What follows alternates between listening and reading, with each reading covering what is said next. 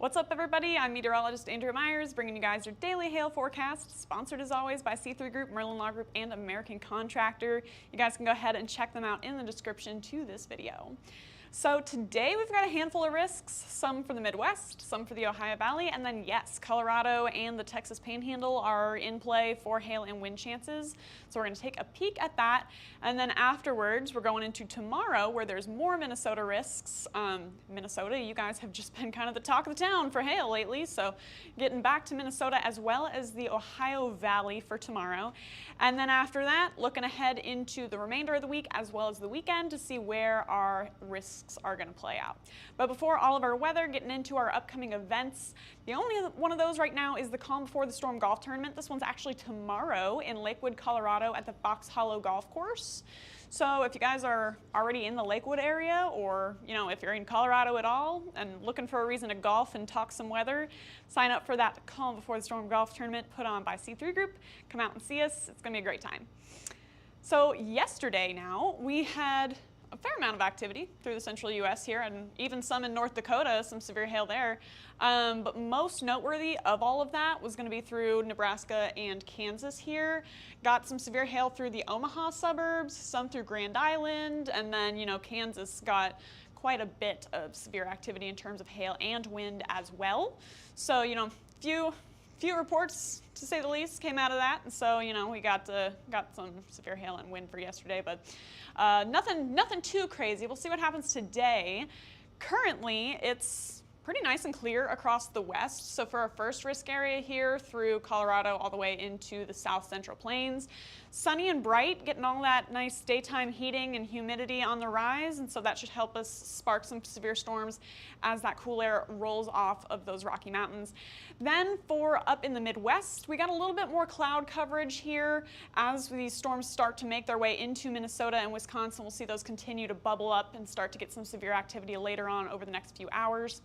Then for the Ohio Valley, so anywhere through Illinois, Ohio, Kentucky, Tennessee, we've got this little low pressure system that's continuing to sweep eastward across the states. The southern part of this is going to continue to intensify a little bit as it goes, and with that we could see some severe hail chances, and then once that moves out of the way, we could see more starting up behind that for this afternoon and evening, so be on the lookout for that in the Ohio Valley.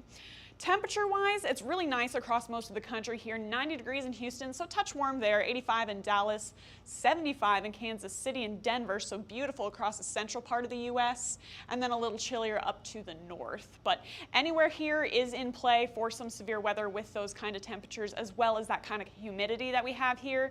64-degree dew points in St. Louis and 57 in Wichita, and then once we work our way down into the Gulf Coast, 70-degree dew points in New Orleans, 71 in Miami. So again, plenty of humidity and plenty of heat to go around for the majority of the U.S. All we really need is a little bit of a disturbance to get this instability going. If you guys are seeing this bright values for our Cape and you're like, well, I'm not in the risk area, but look at those Cape values. It's because we need something to stir it up, right? We need a trough to move through. You can have all the instability you want, but if there's nothing to spark that, you're not going to get storms. So through the Midwest, through Colorado, as well as through the Ohio Valley, that's where we have some upper air disturbances that are going to get the ball rolling on those storms into the next few hours here. So by 3 p.m., low to moderate values through Minnesota, through the Central Plains, as well as through Colorado. So enough to get us some hail. What we're really looking at is lapse rates. That just means the environment's super cool above the ground, and so that helps hail form.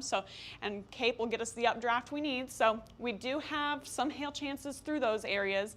And then through the Ohio Valley, now we have a little bit more of that instability, so stronger updrafts through Kentucky, Illinois, Indiana, and we could see some storms starting to drop severe hail around 3 p.m. with those. As that continues off to the east, still maintaining those moderate to high values through the southern part of the Ohio Valley here, and things are going to start to taper off through the western part of our risk areas as those storms develop and eat away at that Cape. So that's what we'll see happen into the late evening and overnight hours. We'll see those values start to diminish, and then our storm chances are going to kind of taper off with that. So for our Central Plains risk here from Colorado through Kansas and into Oklahoma, By 4 p.m., we're going to see storms starting to develop along the 25 corridor. With any of those, we could see some hail starting to form. However, mostly gusty winds are going to be the primary threat through this area. I mean, look at that storm mode here. We got a line that's starting to develop by around 9 p.m. And with that, hail's still possible, but likely going to be pretty gusty winds with those. And then with any isolated cells, we could continue to see hail chances. That's going to continue off to the east into the Woodward, Oklahoma area, and then crossing into the 35 corridor by around 5 p.m. as a pretty strong complex of thunderstorms. And again, we could see some small hail as well as gusty winds possible with that cluster as it continues off to the southeast through the evening and overnight hours.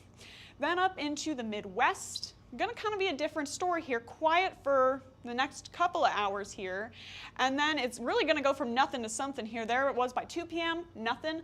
3 p.m., there we go with all of those isolated storms through the northern part of the state there.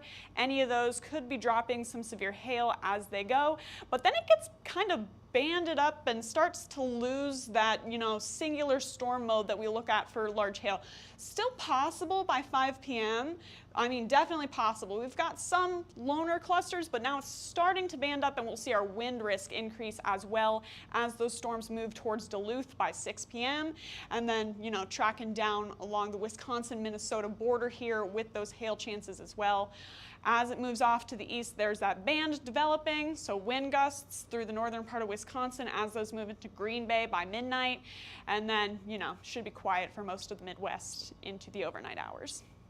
Then finally, for the Ohio Valley here, there's that low pressure system that's going to continue to truck along to the east, moving into Louisville as it intensifies by around 3 p.m. So some heavy rain, thunder, lightning, and possible small hail along with this system as it moves into the Louisville area by 4 p.m. Eastern. That's going to continue off to the east, and there it is moving into Lexington by around 4:30 p.m. off to the east even more, and then we get this band of storms developing through the area. These could really be what we're watching for hail. So if you guys are in the Bowling Green area here or just south of Lexington in the Jackson area, that's where we could start to see those storms developing into isolated hailers. As those continue off to the east, we'll still see that isolated hail threat go on for the most of the night, but then it's going to continue to push out of the way, and Kentucky should have a clear night ahead, and then maybe around 2 into tomorrow, and we'll talk about that in a second. But for our forecast max hail size, I would not be surprised if we see up to 2 inches today, particularly through northern Minnesota or those isolated hailers in Kentucky. Any of those with a stronger storm or two could get a red swath put out there. However, for the majority of the storms, we're likely going to see ping pong to golf ball through those aforementioned areas. So if you guys are anywhere through the Midwest all the way into the Front Range and the Oklahoma-Texas panhandles, you guys are in the risk for hail, as well as the Ohio Valley into Missouri today.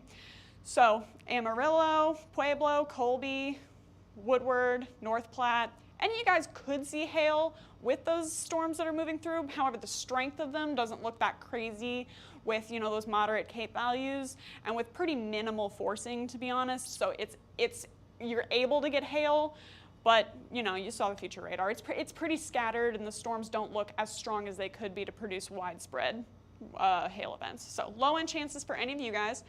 Then up into the Midwest, that's where we get a little bit more coverage, we get more forcing, so larger hail possible. If you guys are in the Duluth area, moderate chance of seeing some hail into tonight, as well as gusty winds, and we'll look at that in a second here.